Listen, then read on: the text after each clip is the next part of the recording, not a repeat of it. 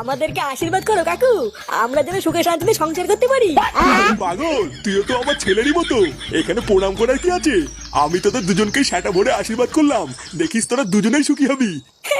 দেখতে দেখতে পরে ল্যাংচারও বিয়ে হয়ে গেল, এবার ল্যাংচাও বুঝবে চোদন কাকে বলে। এটা কি বলছিস? এই যে চোদন কাকে বলে মানে?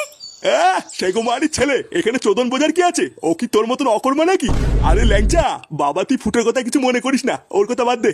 ইয়ে মানে বলছি কাকু, তুমি তো আমার বাবার মতো, তো তোমাকে একটা কথা বলবো? আরে হ্যাঁ হ্যাঁ, বল না, কি বলবি? অত লজ্জা পাওয়ার কি আছে? ইয়ে মানে কাকু, আমার বউয়ের দাদা না আমাকে ঠাপাবে বলে খুঁজে বেড়াচ্ছে, তাই তুমি যদি দুদিনের জন্য একটা ঘর দিতে, তাহলে আমি আর তোমার বৌমা এই ঘরে লুকিয়ে থাকতাম। মানে না না, সবই তো বুঝলাম, কিন্তু বৌমার দাদা তোকে ঠাপাবে বলে খুঁজে বেড়াচ্ছে মানে, এটাই তো বুঝলাম না। লেওরা কিছুই বোঝে না নাকি? পাড়ার বাল কালো আর বোনকে নিয়ে ভাগিয়ে কি বিয়ে করবে, আর কালোকে হাতে চুরি করে বসে থাকবে নাকি? এই পুঙা মেরেছে, এ তো মহা মুশকিলে পড়লাম।